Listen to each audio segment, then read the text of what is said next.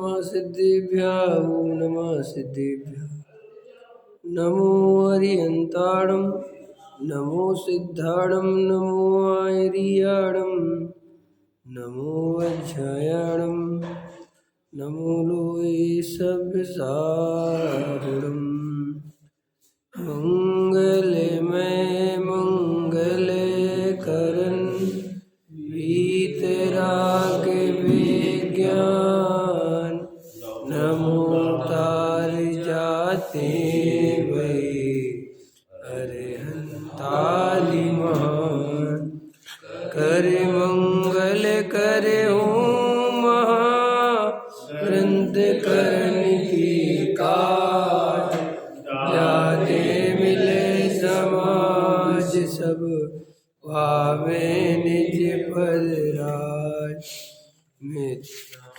इस भव के सब दुखान के कारण मिथ्या भाव तिनकी सत्ता नाश कर प्रगटे मोक्ष उपाय।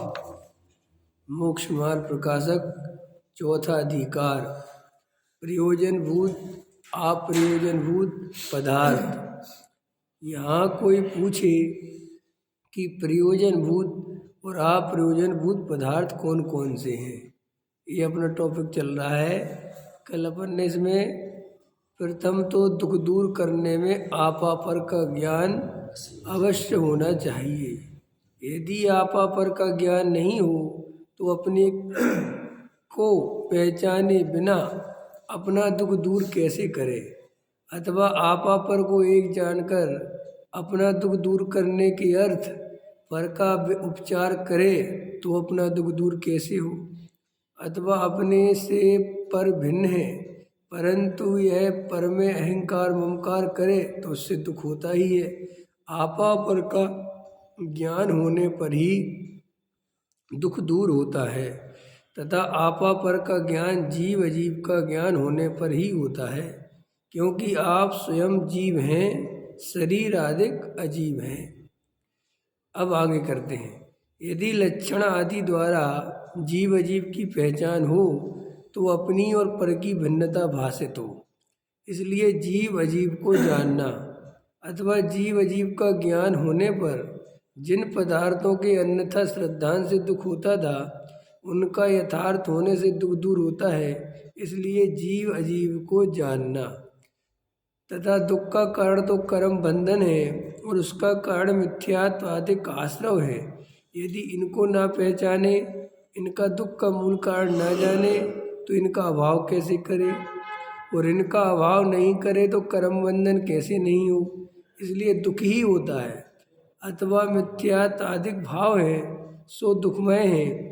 यदि उन्हें ज्यों का त्यों नहीं जाने तो उनका अभाव नहीं करे तब दुखी ही रहे। इसलिए आश्रव को जानना। ये जो 7 तत्व हैं जीव अजीव आश्रव बंध संबर निर्जरा मोक्ष, तो ये प्रयोजनभूत तत्व कहलाते हैं। इसके अलावा और जो कुछ भी है वो अप्रयोजनभूत है। प्रयोजनभूत तो ये 7 बातें हैं। तो 7 बातों में सबसे पहले कहते हैं कि ऐसा प्रश्न करो कि सब जीव अजीव की पहचान कैसे करें अथवा जीव अजीव की पहचान क्यों करें।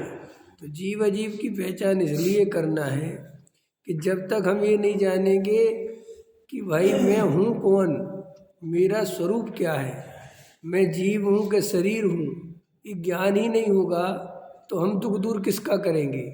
इसलिए सबसे पहले जीव और अजीव का निर्णय होना ही चाहिए। सबसे पहले माने जीव और अजीव की पहचान होनी चाहिए। तो इसमें लिखा है यदि लक्षण आदि द्वारा, तो वे लक्षण आदि द्वारा का मतलब क्या है। इसका अर्थ होता है लक्षण आदि द्वारा का कि हमने इसमें पढ़ा शास्त्र के माध्यम से, गुरु के माध्यम से, कि जो जानता देखता है, जो ज्ञान दर्शनमयी है, जो अमूर्तिक है, जो इन इंद्रियों से दिखाई नहीं देता लेकिन देखने वाला वही है, वो जीव तत्व है। और ये जिसमें स्पर्श रस गंध वर्ण पाए जाते हैं वह शरीर पुद्गल है, तो वो स्पर्श रस गंध वर्ण का लक्षण शरीर में पाया जाता है और जानने देखने का लक्षण जीव में पाया जाता है। तो दोनों के लक्षण अलग अलग हैं। लक्षण अलग अलग होने से उनको पहचानना भी आसान है। किसी भी चीज़ के लक्षण अलग अलग है ना। अरविंद जी की शक्ल अलग है, मेरी शक्ल अलग है, तो हम पहचान सकते हैं अरविंद जी विवेक जी हैं। लेकिन हम दोनों की शक्ल ही एक जैसी हो तो फिर दिक्कत हो, दो भाई जुड़वा होते ना। तो वो कहते शरीर और आत्मा की बिल्कुल लक्षण अलग अलग है। अगर तुम जरा सा ध्यान दोगे तो बिल्कुल स्पष्ट दिखेगा कि ये शरीर है और ये आत्मा है।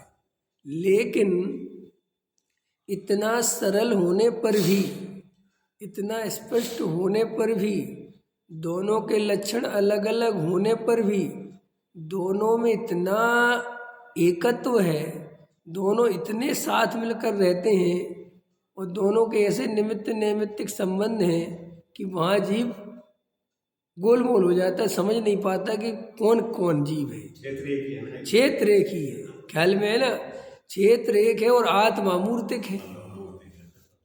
सबसे बड़ी प्रॉब्लम क्रिएटिव होती है कि आत्मा अमूर्तिक है, वो दिखाई नहीं देता है। और ये शरीर में ही आत्मा रहता है, और रहता है तो खाली रहता नहीं है, उस आत्मा का और शरीर का निमित्त नैमित्तिक संबंध बहुत है।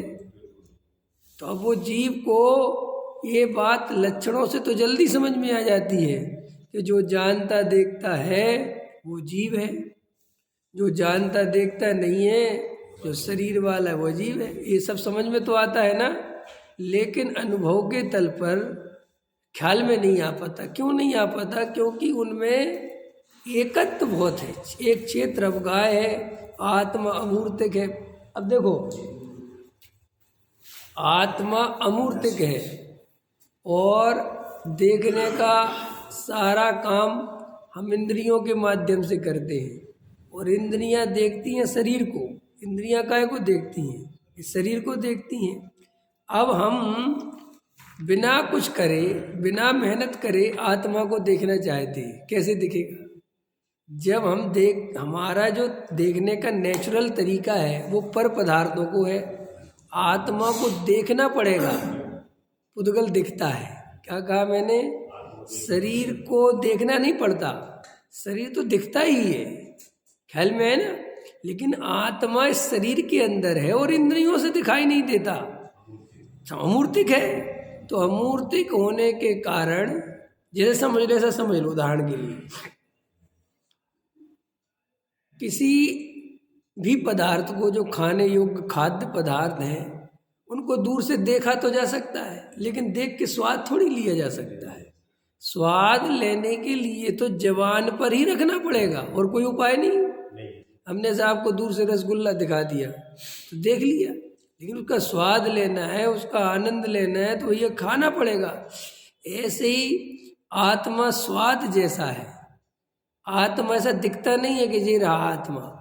आत्मा केवल और केवल अनुभव में आने जैसी चीज़ है, और अनुभव में आने के लिए जी बाहर में जाती हुई जो ज्ञान ज्योति है, जो बाहर में इंद्रियों के माध्यम से ज्ञान पर रूप परिणमन कर रहा है, उसको वहाँ से हटकर स्वयं द्रव्य की तलाश में जाना पड़ेगा, तो वो आत्मा दिखेगा। इसके अलावा आत्मा को जानने का और कोई उपाय नहीं है। इसीलिए लक्षणों से तो बहुत जल्दी समझ में आ जाता है कि जो जानता देखता है उसे आत्मा कहते हैं, और जो जानता देखता नहीं है उसे शरीर के। सबको समझ में आती है ये बात। बच्चे से भी 2 मिनट समझाओ, बच्चा भी समझ जाता है। 8 साल के बच्चे को, 4 साल के बच्चे को, 5 साल के बच्चे को बोलो जीव किसे कहते हैं, तो वो कहता है जो जानता देखता है उसे जीव कहते हैं। उससे पूछो शरीर जीव है क्या? जीव, तो कहता है जीव। क्यों है? तो बोलता है जानता देखता नहीं है।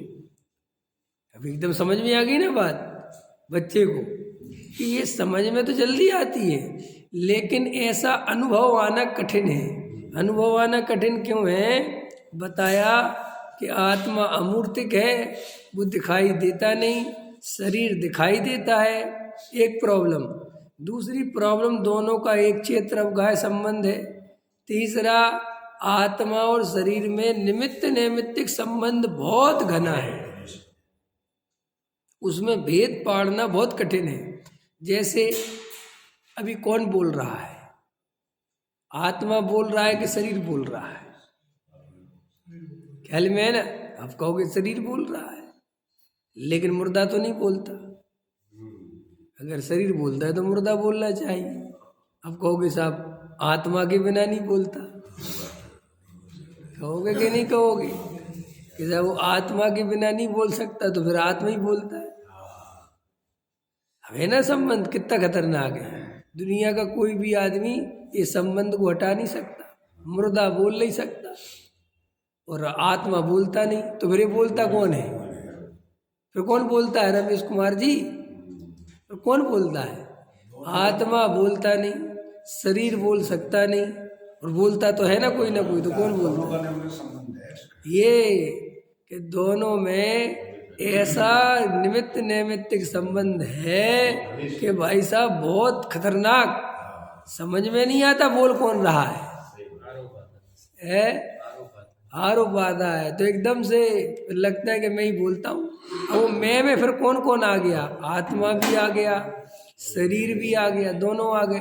बस इन दोनों की मिली जुली अवस्था का नाम असमान जाति पर्याय है। समझ गए ना? ये असमान क्यों है? असमान क्यों है? क्योंकि दोनों के लक्षण अलग अलग हैं, दोनों एक जैसी नहीं है, लेकिन वो मिलती ऐसी है कि अच्छे अच्छे चक्कर खा जाते हैं। ख्याल में है ना? हाँ, उसी चक्कर में चार गति में घूम रहे। अब जो ज्ञानी पुरुष हैं, जो तीक्ष्ण बुद्धि के धारी है, वे इस भेद को पहचानने की कोशिश करते कि भेद तो है, ये तो गारंटी है, जो शरीर है वो आत्मा नहीं है, जो आत्मा है वो शरीर नहीं है, ये बिल्कुल क्लियर है। और दोनों अलग अलग हैं, न्यारे न्यारे हैं, क्योंकि ये बात भी परम सत्य है कि जब मरण होता है तो ये शरीर यहीं पड़ा रह जाता है और आत्मा निकल जाता है, और आत्मा निकल जाता है ये सिद्ध भी हो गया कि क्यों? क्योंकि वो आत्मा के निमित्त नैमित्तिक संबंध जो शरीर के साथ बन रहे थे वे मुर्दे में बनना बंद हो गए। इससे पता चल गया कि इसमें से आत्मा, ये जो अपनी नस चल रही है तृष्णा नाड़ी, तो ये नाड़ी चल रही है, तो ये आत्मा की चल रही है कि पुद्गल की चल रही है? लेकिन इसमें से आत्मा निकल जाए तो चलेगी? नहीं चलेगी। ऐसा तो नहीं होता ना है? अभी देखो हम कितनी कोशिश करें, कितनी समझने की कोशिश करें, लेकिन ये बात गहराई में जाके आपको, और आप कुछ चेंज नहीं कर सकते। आप निमित्त नैमित्तिक संबंध हटा नहीं सकते, वो तो जैसे हैं वैसे ही रहेंगे, और आप कुछ कर भी नहीं सकते। आपको सिर्फ बार बार तत्व विचार पूर्वक मैं आत्मा हूँ, मैं शरीर नहीं हूँ, इस श्रद्धान को मजबूत करना है। मैं जानने देखने वाला हूँ, मैं संयोगों से भिन्न हूँ, इस श्रद्धान को मजबूत करना है। और इस श्रद्धान को मजबूत करने के लिए होश रहना जरूरी है। बस आपको कुछ करना नहीं है, आप चेंज कुछ कुछ जो है वो तो सब है ही, लेकिन आपको सिर्फ इस बात का बार बार होश रखना है कि मैं शरीर नहीं हूँ, मैं आत्मा हूँ, मैं संयोग से भिन्न हूँ, मैं पर पदार्थों से भिन्न हूँ, ये सब पर पदार्थ मेरे से भिन्न है। बस ये जागृति रखना है, बस इससे ज़्यादा हमारे हाथ में कुछ करने के लिए है नहीं। अब क्या कहते टूर्नामेंट जी साहब कि लक्षण आदि द्वारा जीव अजीव की पहचान हो तो अपनी और पर की भिन्नता भाषित हो। बस अब ये पहचान का अर्थ भावभाषण है, ये पहचान का अर्थ खाली शास्त्र से पढ़ना नहीं है। हाँ, ये भावभाषण का अर्थ है क्या कि वो अंदर में हमें अनुभव में होना चाहिए कि शरीर का परिणाम अलग है और आत्मा का परिणाम, और तर्क से युक्ति से समझ में आ जाती है बात, लेकिन ये तर्क युक्ति से भी नहीं चलेगा। बहुत सी बातें हमें तर्क और युक्ति से समझ में आ जाती हैं, लेकिन तर्क युक्ति से समझ को समझ नहीं कहते। जैसे ऐसा समझ लो, हम आपको तर्क से, युक्तियों से, नक्शे के आधार से अमेरिका के बारे में समझा दें, तो आप समझ जाओगे ना, हाँ तो समझ जाएंगे ऐसा अमेरिका है, इसमें ऐसी सड़क जा रही है, ऐसे जा रहा है। लेकिन जो चीज़ वहाँ जाकर भावभाषित होती है वो अलग बात है। ऐसे ही हम तर्कों से, युक्तियों से, शास्त्रों से, पंडितों से, महाराजों से, सबसे आत्मा के बारे में समझ लेते हैं और ये समझ लेते हैं कि दोनों अलग अलग हैं। लेकिन ये दोनों अलग अलग हैं ये समझ लेना अलग बात है और इनका अनुभव आना ही अलग बात है। तो अपन को समझ में तो आ गई है और अपन गलती क्या कर रहे हैं कि समझ को ही अनुभव समझ बैठे। अपन को ऐसा लगता है हमें तो पता है शरीर और आत्मा अलग अलग है। रे भाई, पता होने पर भी जैसा भाव भाषण होना चाहिए, जैसा भेद होना चाहिए, वैसा भेद अंदर नहीं है। अगर वैसा भेद अंदर होता तो सम्यक दृष्टि होते हम, सीधा गणित है। और अगर हम सम्यक दृष्टि नहीं है तो वो भेद नहीं है। तो इसलिए देखो क्या कहते हैं, यदि लक्षण आदि द्वारा जीव अजीव की पहचान हो तो अपनी और पर की भिन्नता भाषित हो। भिन्नता बिल्कुल भाषित होगी। मैं अलग हूँ, शरीर संयोग अलग है, बिल्कुल एकदम दिखेगा। जैसे पड़ोसी का मकान भिन्न दिखता है कि नहीं दिखता है? राम गली का मंदिर भिन्न दिखता है कि नहीं दिखता? दिखता है ना। आप देखो राम गली के मंदिर में प्रवेश करो आपको अलग फीलिंग आएगी। आप भीम गली में प्रवेश करोगे आपको अलग फीलिंग आएगी। आदि है रमेश जी है, कृष्णा नगर के मंदिर में प्रवेश करोगे आपको अलग फीलिंग आएगी। जबकि देखो भगवान तो वही है, सब कुछ वही है, तो आपको ये फीलिंग अलग अलग क्यों आ रही? अपनापन, परायापन। भीम गली में अपनापन है, अपने मंदिर चलो, समझ गए कि नहीं समझ गए? और राम गली के मंदिर में परायापन है। देखो कितने जल्दी जीव अजीव की पहचान है। जीव अपने पर की पहचान कितने जल्दी कर लेता है। और देखो फीलिंग आती ना अपने आप। ऐसा थोड़ी कि तुम याद करते जाते हो राम गली मेरा मंदिर नहीं है, ऐसा थोड़ी कुछ करते हो। ऐसा करते हो क्या?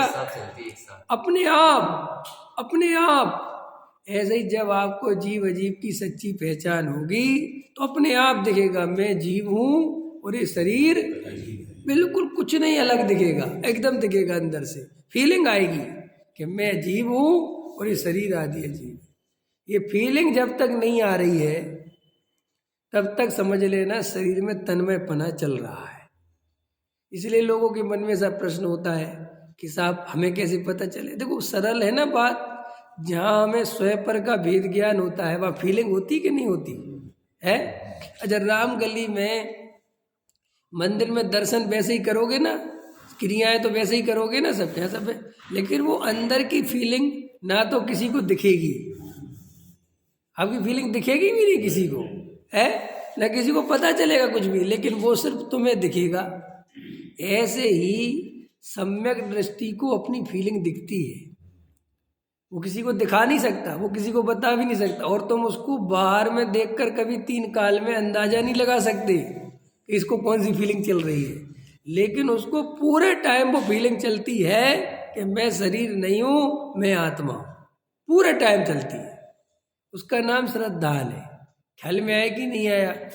और फीलिंग का अर्थ एक भी समझना कि ये भी थोड़ा सा अंतर कर लेना कि श्रद्धा और फीलिंग समझ लो एक चीज है। उदाहरण के लिए वो परिणाम में, उपयोग में, क्रिया में नहीं सोचता बार बार, लेकिन उसको अंतरंग में वैसी श्रद्धा बनी रहती है और वैसा फील आता रहता है।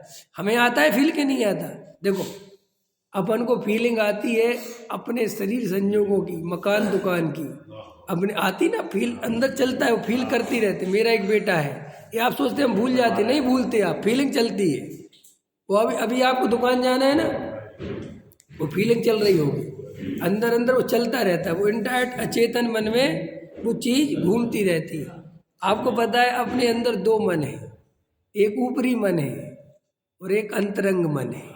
ये पता है आपको कि नहीं पता? अचेतन मन और एक चेतन मन। जो अचेतन मन है वो रात में जागृत होता है जब अपन सोते हैं, अचेतन मन। और जो चेतन मन है वो दिन भर काम करता है। अपन क्या करते हैं, अपनी असली पहचान अचेतन मन से होती है। ये चेतन मन होशियार है, ये आपको चालाकियां सिखाता है।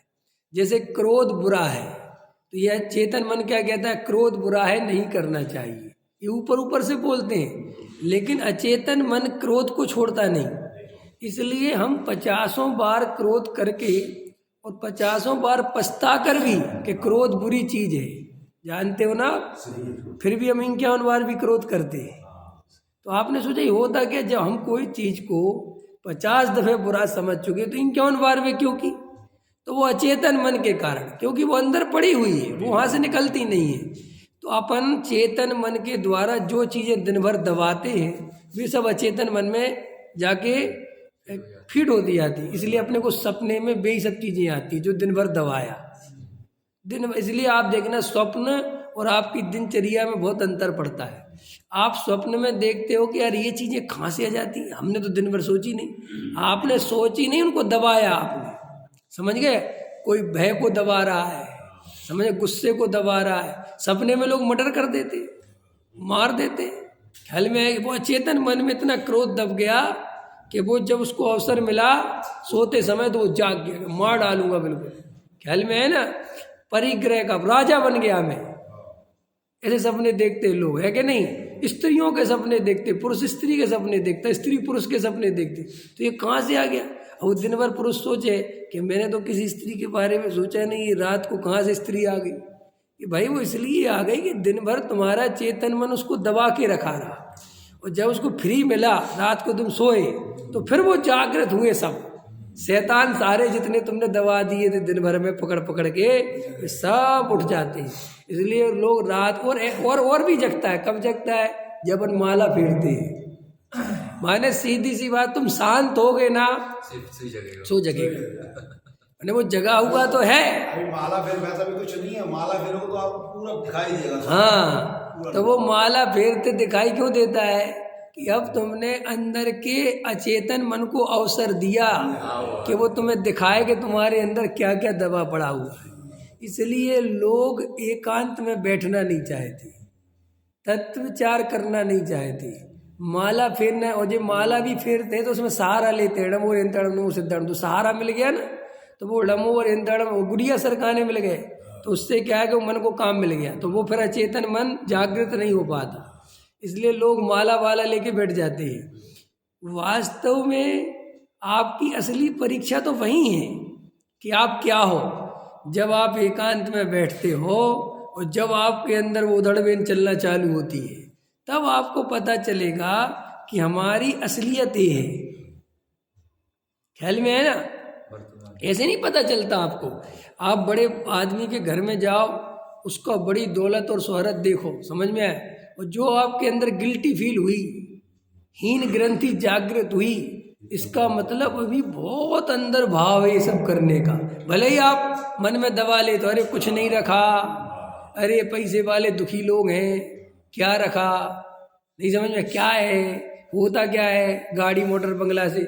लेकिन उसके गाड़ी मोटर बंगला का सामना हुआ और तुम्हें घबराहट हुई, हीन भावना से ग्रसित हुए, वो इस बात की 100% सूचना है कि ये सब चाहिए, लेकिन वो दबा रखा है। दबा क्यों रखा? मैंने बताया ना कि जो ऊपरी मन है वो आपके अनुसार काम करता है। वो देखता है कि इसकी क्या कंडीशन है और ये आदमी क्या कर सकता है, तो वो बिल्कुल वैसे ही वैसे सुझाव देता है।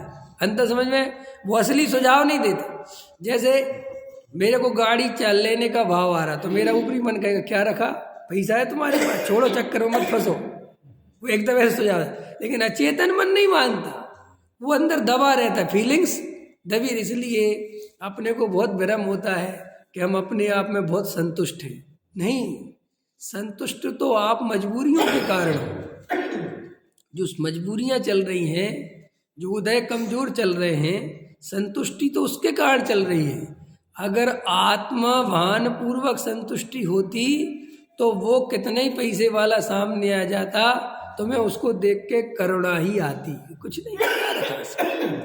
तो इसलिए इनको तो आत्मा पता ही नहीं है, हमें तो आत्मा पता है। ये भी आपका तर्क हो सकता है अपने को समझाने के लिए, अपने को थोड़ा खुश करने के लिए कि हम तो कम से कम रोज स्वाध्याय में चले जाते हैं, इनके पास है क्या अमीरों के पास। ये सिर्फ आपके मन की धारणा हो सकती है अपने को समझाने के लिए। हकीकत में वो अमीर जब सामने आता है आपको उससे अगर जेलसी होती है अथवा ये नरक में ही जाएंगे, क्या रखा है, ये भी भाव आता है, अरे पैसा इनके में पता है नंबर 2 का कैसे माल कमाते हैं, ये सब भाव बताते हैं कि इस व्यक्ति से तुम परेशान हो, ये तुम्हारी करुणा का चिन्ह नहीं, ये जेलसी है। फिर तुम उस जेलसी को कन्वर्ट करते हो स्वाध्याय के नाम पर। समझ में आया ना? अरे स्वाध्याय कभी देखा नहीं, क्या आप काम का ऐसा पैसा, तुम्हें ये बात समझ में नहीं आए, स्वाध्याय में कोई आ जाए तो उसके पैसा काम का है क्या? पैसा तो दोनों ही के काम का नहीं है। अरे जो बिहारों में लोग रहते हैं ना, हम जानते हैं इनकी क्या हालतें हैं।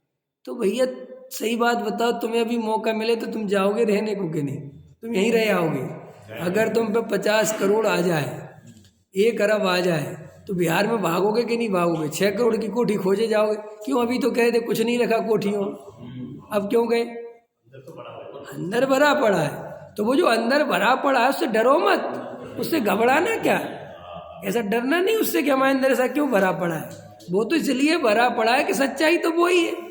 जब हम मिथ्या दृष्टि है, जब हमें आत्मा का भान नहीं है, तो हमारे अंदर ये नहीं भरा रहेगा तो क्या भरा रहेगा? यही भरा रहेगा ना। इसीलिए जल्दबाजी मत करो। क्या कहा मैंने? अपने को समझने में जल्दबाजी मत करो, अपना निर्णय जल्दी मत सुनोगे। नहीं साहब हमें तो पक्का भरोसा है, ऐसे नहीं चलेगा। क्यों? ऐसा क्यों नहीं? क्योंकि ऐसा कर करके आप अपने को ठगते चले जाओगे। जब आप बूढ़े हो जाओगे तो आपके हाथ में कुछ नहीं आएगा और आप मरने से बहुत घबराओगे, डरो। क्योंकि फिर वो अवचेतन मन पूरी तरह जागृत हो जाता है बुढ़ापे में। फिर वो कहता है बेटा तुमने जवानी भर ये दबाया है। बूढ़े आदमी को देखा तुमने, खाने पीने का कितना लालची हो जाता है। क्यों होता है? कारण क्या है? जो आदमी जवानी में नहीं था तो बुढ़ापे में तो बिल्कुल नहीं होना चाहिए। आप समझो ना कि जो चीज़ हमने जवानी भर नहीं करी, अगर वो बुढ़ापे में आ रही तो ये क्या चक्कर है? चक्कर ये है कि तुमने जवानी भर उसको दबा रखा है।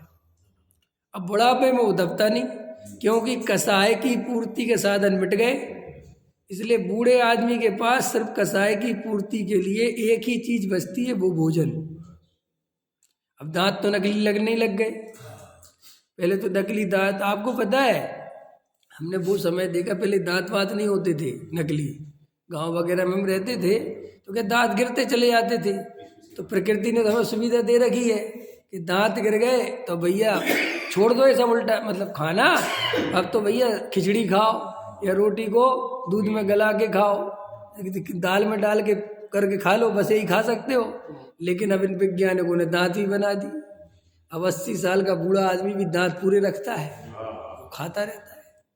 तो वो खाने का बचता है, वैज्ञानिक और कुछ तो कर नहीं सकते। एक जगह लिखा हुआ था मौका बन गया आला, आंखों में पड़ गया जाला, नाक का बैठने लगा नाला और लाठी पड़ गया पाला।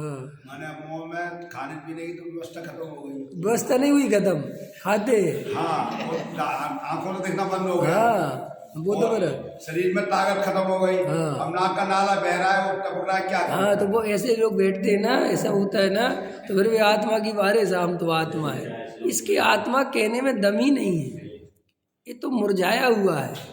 अगर इसे आत्मा पता होता तो गुलाब की तरह खिला होता।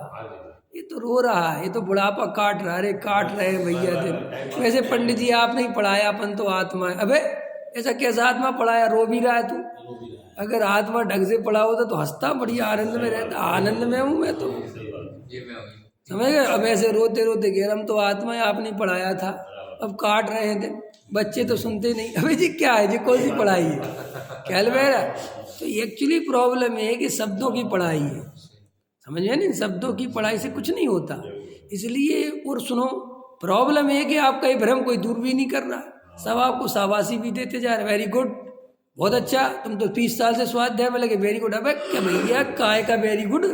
किस बात का वेरी गुड दे रहे हैं? ये बेचारे को वेरी गुड दे दे के खुश करते रहते हैं। और जो वेरी बैठ कहता है ऐसे पंडितों से कन्नी काटो भागो। लेकिन मेरे से काट के भगोगे तो करोगे क्या?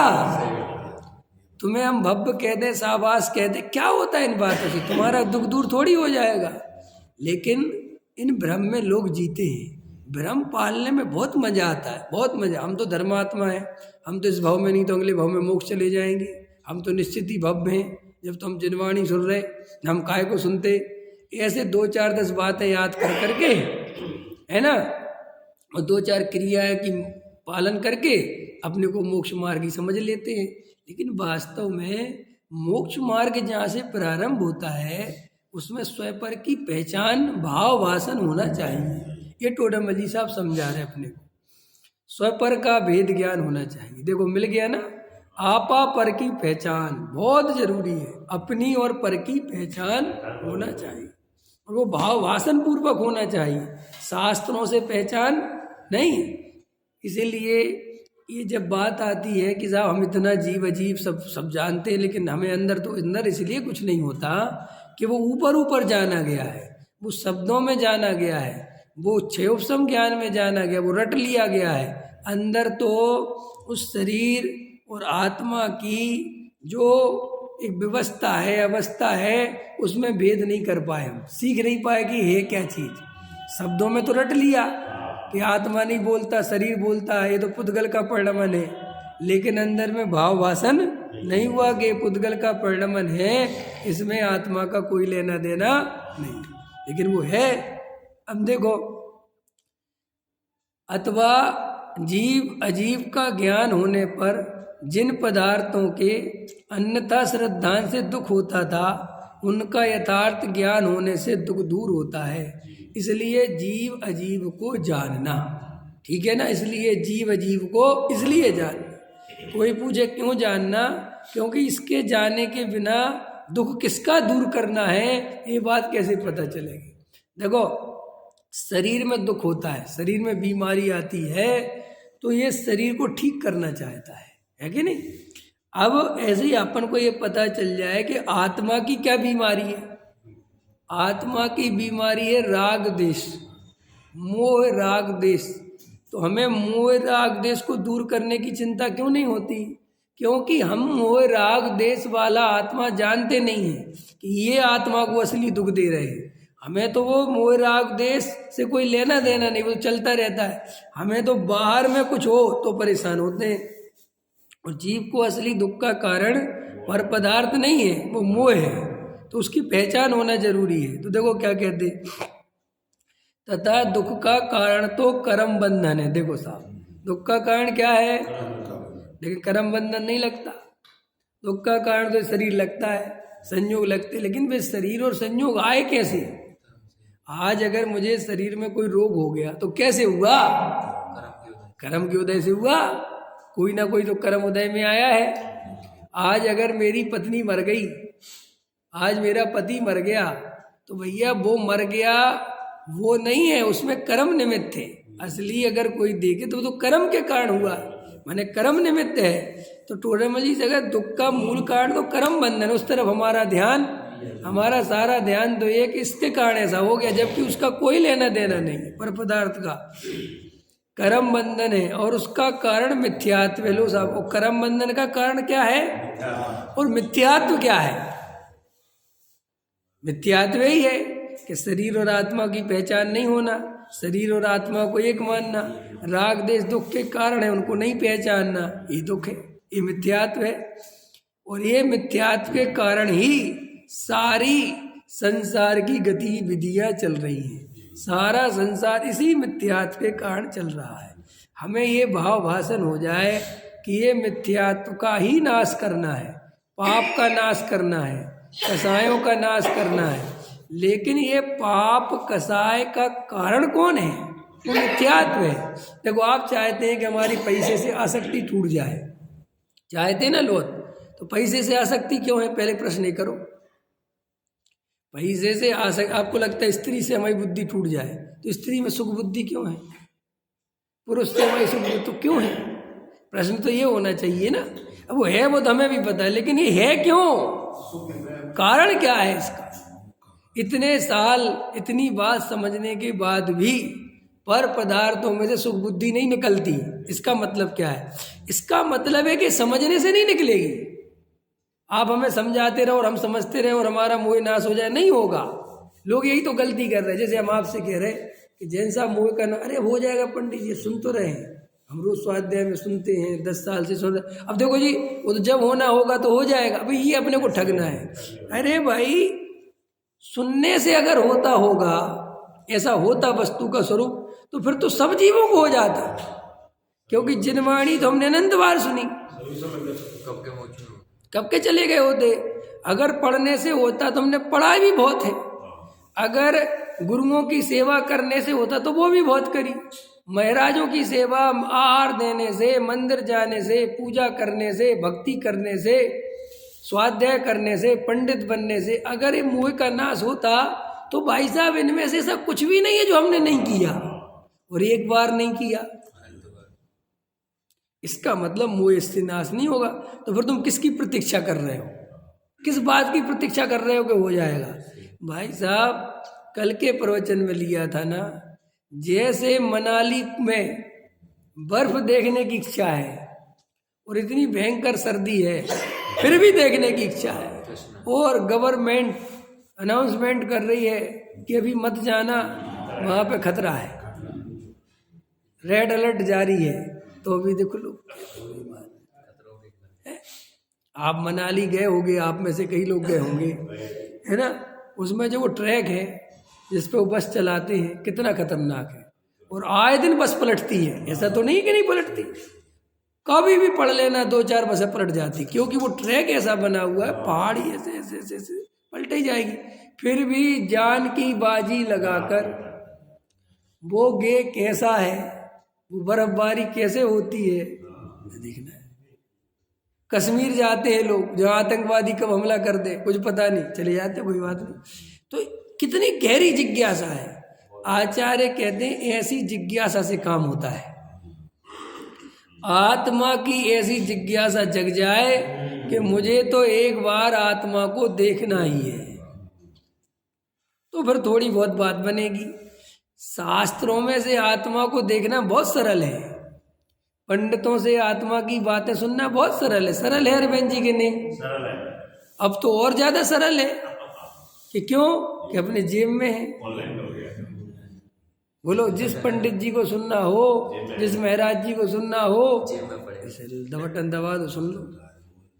बोलो, सारे पंडित जी हैं अपनी जेब में, सारे बड़े बड़े पंडित, बड़े बड़े महाराज सब हैं। तो सुनने से नहीं होता, प्रॉब्लम यही तो है। अगर सुनने से होता तो बहुत अच्छा था, बहुत बढ़िया था, फिर तो बहुत ही बढ़िया था। देखो, आत्मा एक ऐसी चीज है जो सबके लिए एक समान है, एक प्रकार के पुरुषार्थ से मिलती है, चाहे करोड़पति हो, चाहे अरबपति हो, चाहे रोडपति हो, चाहे कुछ हो। अगर आत्मा चाहिए तो कुछ नहीं कर सकते। कि साहब मैं अरबपति हूँ, मैं स्पेशल प्रवचन सुन सकता हूँ, कि तुम तो स्पेशल का बाप सुनाओ। आत्मा का अनुभव तो खुद ही करना पड़ेगा कि मेरी डॉक्टर साहब से डायरेक्ट पहचान है। डायरेक्ट नहीं तो भाई डॉक्टर साहब तो छोड़ो, तीर्थंकर से डायरेक्ट पहचान हो। तुम्हें अभी तीर्थंकर ऊपर बुला ले VIP टिकट के ऊपर, या ऊपर मिलेंगे सिद्धालय में, आओ, तो वे कहें कि चलो, हाँ शिव मंदिर बुला ले विदेश क्षेत्र में, आओ, तो वहाँ पर भी जाके शिव मंदिर के पास पहुँचोगे, समोसण में बैठोगे, वो कहोगे मुझे आत्मा चाहिए, तो पता वो क्या कहेंगे? टोडामल जी का चौथा अधिकार पढ़ लो। कहेंगे वहाँ लगा हुआ है वही सत्य है। कहेंगे साहब वो तो हम दिल्ली में पढ़े आए। कहेंगे चाहे दिल्ली चले जाओ, चाहे बगला चले जाओ, चाहे कहीं चले जाओ, पढ़ना वही है, काम वही करना है। पर अनुभव में नहीं लाए है, पढ़ तो आए, अनुभव में लाए। हाँ, और अनुभव में अभी भी नहीं ला पाओगे, क्योंकि जो हालत है वो अनुभव की नहीं है। अनुभव करने के लिए जो अंतरंग में पुरुषार्थ चाहिए वो तो अभी दिखाई नहीं देता उसकी जैसी। तो साहब कम से कम यही बात पता चल जाए कि वैसा पुरुषार्थ नहीं है, ये भ्रम तो टूट जाए। यार बच्चा पढ़ता नहीं है तो कम से कम ये पता तो रहे कि मैं पढ़ता नहीं हूँ। पढ़ता नहीं और पढ़ने का भ्रम और बना रहे तो कितना खतरनाक है। अरे हम नहीं कर रहे पुरुषार्थ, हमें पता तो है, कम से कम दूसरों से कहना तो छोड़ दें कि हम आत्मा में लगे हुए हैं, हम तो बहुत आत्मा की चाहिए। भैया सीधा बोला करो, हमें आत्मा की बहुत ऊपर ऊपर रुचि है, अंदर तो पैसे की, मकान की, दुकान की, पत्नी की, बच्चों की, शरीर की, संयोगों की भयंकर रुचि है। कि तुम्हें आत्मा की रुचि कितनी है कि आटे में नमक जैसी, और शरीर के संयोगों की रुचि कैसी है, आटे जैसी। कदम बात। तो साहब इससे क्या होगा कि इससे तुम अपना भ्रम तोड़ोगे। ये भ्रम टूटेगा तो बात बनेगी। देखो भाई, ये संसार में आत्मा का प्रचार प्रसार नहीं करना है, आत्मा का अनुभव करना है। आत्मा का प्रचार प्रसार भी किया जा रहा है, सब दुनिया लगी है, सब लगे हुए हैं। हर पंथ संप्रदाय अपनी संख्या बढ़ाना चाहता है, हर पंडित अपने श्रोता बढ़ाना चाहता है। ख्याल में है कि नहीं है? हर महाराज अपने भक्त बढ़ाना चाहता है, हर कौम अपनी जाति बढ़ाना चाहती है। लेकिन देखो भाई, ये सब तो राग के ही विस्तार है, ये सब तो राग ही है, इनमें धर्म का कोई लेना देना। जो असली धर्मात्मा होता है वो तो एक ही बात करता है, एक ही बात समझता है, एक ही बात कहता है कि तुम आत्मा का अनुभव करो। अगर तुम्हें भव से पार होना हो तो, मोह का नाश करना हो तो, और कोई कुछ करने की जरूरत नहीं है, कुछ नहीं। ख्याल में आए ना? मंदिर बनवाने की, धर्मशाला बनवाने की, कुछ ये सब रागी बनवाए बिना रहेंगे नहीं। तुम इसकी चिंता मत करो, तुम्हें जो अवसर मिला है उसको आत्मानुभव में लगा दो, बहुत बहुत इम्पोर्टेंट है। इसलिए आत्मा के संदर्भ में ये बात हम अच्छे से समझ लें कि इसमें किसी भी प्रकार का भेदभाव नहीं है। सभी जीवों को एक समान, एक ही तरह का मार्ग बताया गया है। आपको उस मार्ग पर ही चलना पड़ेगा, तभी आत्मा मिलेगा। आप उसे अन्य किसी और चीज़ से प्राप्त नहीं कर सकते, चाहे वो सेठ हो, चाहे वो पंडित हो, चाहे वो महाराज हो, चाहे वो कोई VIP नेता हो, कुछ भी हो। अगर मोदी भी कहे कि मुझे आत्मानुभव करना है तो कहेंगे नीचे उतरो। ख्याल में आए ना? अब सुनो ये उपाय कि नहीं मैं तो बहुत बड़ा आदमी हूँ, कुछ भी हो, बड़े से बड़ा वैज्ञानिक जिसने बड़ी बड़ी रिसर्च करी हो, आइंस्टीन जैसा, उससे कहो, वो कहे कि साहब मुझे आत्मा समझना है, मैं तो बहुत होशियार हूँ। क्या होशियारी कुछ काम नहीं आएगी। कितनी जेवसम ज्ञान हो कि मैंने पुद्गल पे बहुत रिसर्च करी। पुद्गल पे रिसर्च करना बिल्कुल जुदी बात है, बिल्कुल आसान, और आत्मा पे रिसर्च करना बहुत अलग बात है। देखो है क्या, वैज्ञानिक उसे कहते हैं जो बाहर में अपने ज्ञान को फैलाता है। क्या कहा मैंने? वैज्ञानिक उसे कहते हैं जो अपने ज्ञान को बाहर में फैलाता है, और ज्ञानी उसे कहते हैं जो अपने ज्ञान को अंदर में फैलाता है। ख्याल में है ना? और अंदर फैलाना बहुत कठिन है, बाहर फैलाना बहुत सरल। क्यों सरल है? क्यों सरल है? क्योंकि बाहर में इंद्रिय काम करती हैं, हमें इंद्रिय ज्ञान का अभ्यास है, समझ में है। लेकिन अंतरंग में ये सब इंद्रियों के दरवाजे बंद करने पड़ते हैं। ख्याल में है ना? आप देखो, कोई बात साइकोलॉजी कहती है कि आप कोई भी बात भूल जाते हैं, अगर उसको याद करना है तो आंख बंद कर लेते हैं अपन, है ना? ऐसे करते ना, वो बात आंख क्यों बंद कर लेते हो? सोचो, जब तुम्हें कोई बात याद करनी होती तो आंख क्यों बंद कर लेते हो? क्योंकि ये इस बात की सूचना है कि आंख बंद करोगे तो अंतरंग की कुछ खबरें आएंगी। समझ में है ना? तो ऐसा ही आत्मा का अनुभव करना है तो आंख बंद करो, और कोई उपाय नहीं है। भगवान के सामने तो आंख खोल के खड़े हो जाते हो। शास्त्र में आंख खोलनी पड़ती है कि नहीं? कोई व्रत उपवास करो, आंख खोलनी पड़ती है। आंख बंद करने से मार्ग मिलता है, और आंख बंद करोगे तो दुनिया भर के शत्रु तुम्हारे साथ खड़े होंगे। क्रोध, मान, माया, लोभ, उनकी गलती नहीं है, वे तुमने ही अंदर दबा रखे हैं। अरे हमने अपने घर में 4 लोगों को छुपा दिया, दरवाजा खोलोगे तो वे 4 मिलेंगे ना, करे क्या? इसी अंदर जब तुमने 4 दबा रखे हैं, वासनाओं को दबा रखा है, ऊपर से भले ही जैसे मेकअप होता ना, मेकअप। अब आजकल ऐसा मेकअप चल गया कि आदमी को ऐसा कहना पड़ता है कि अपनी नेचुरल फोटो भेजो। देखा है, देखा नहीं लड़की वालों को, लड़के वाले कहते हैं कि भैया एक नेचुरल फोटो, क्योंकि इन कैमरों का कोई भरोसा नहीं। और सुनो कि साहब देखने जाएंगे तब तो देखा कि वहाँ भी वो मेकअप करके बैठी होगी, तो मेकअप करके बैठा होगा तो भैया तुम तो नेचुरल फोटो भेजो, बिल्कुल बिल्कुल नेचुरल, हम उसको देखेंगे। समझ में आया? तो वह ठगाई हो जाती है ना। वो मेकअप धुलता है तो घबराहट होती है कि क्या है। ऐसे ही ये सब मेकअप है।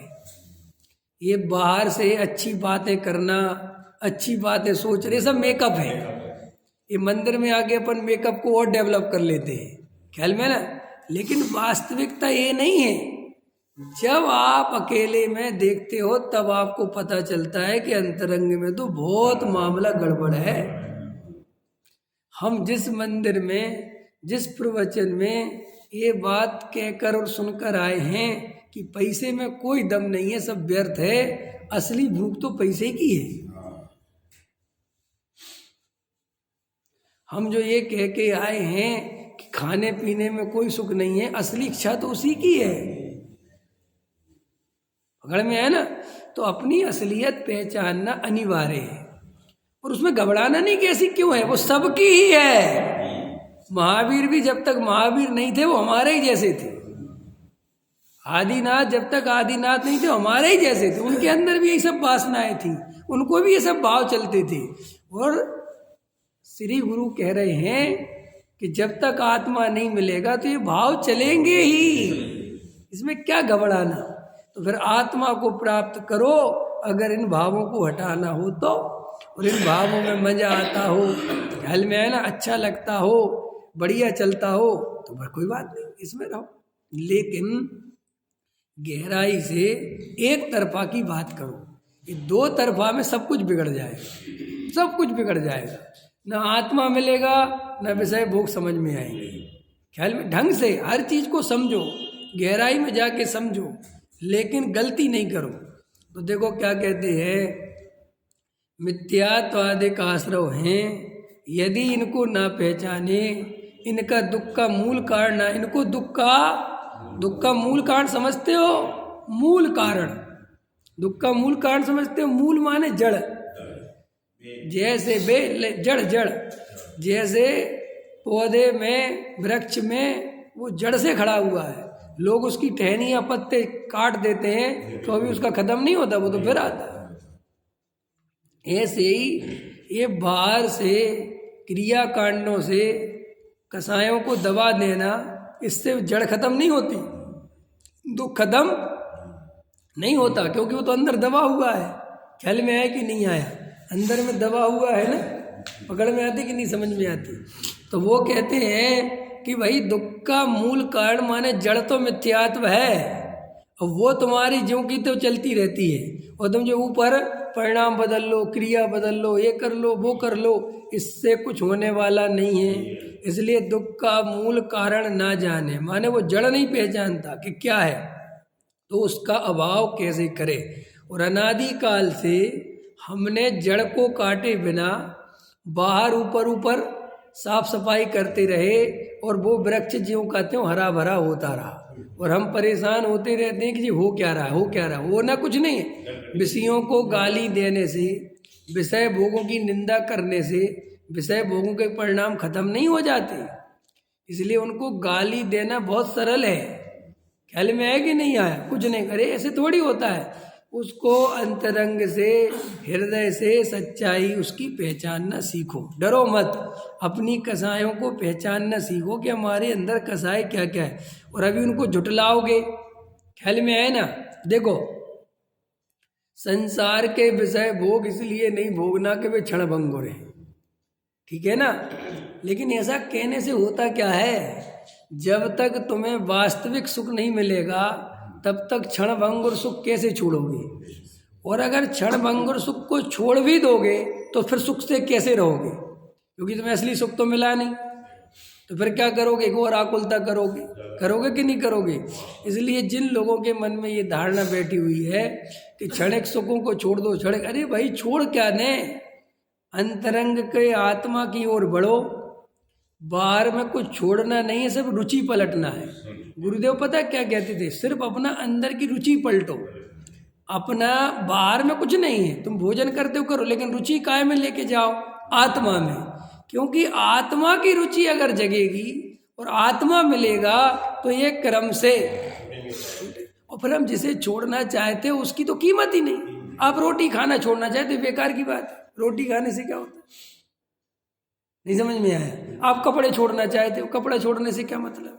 आप ठंड में चाहते हो कि मैं ऐसा खड़ा रहूं और मुझे ठंड ना लगे, क्या है इससे? क्या है? अपन छोड़ने के नाम पर भी क्या चाहते? सोचो कभी। अरे भाई मुझे अंदर समता भाव रहे, मुझे किसी के प्रति राग देश ना हो, अंदर समझ में आया ना? मेरा शरीर में एकत्व टूट जाए, मेरी संयोगों में सुख बुद्धि छूट जाए। काम तो ये करना है हमें, ना संयोग छोड़ना है ना कुछ छोड़ना है। अरे भैया वो भाव कब आएगा? जब मुनि बन जाए, फिर व्यर्थ की बात है।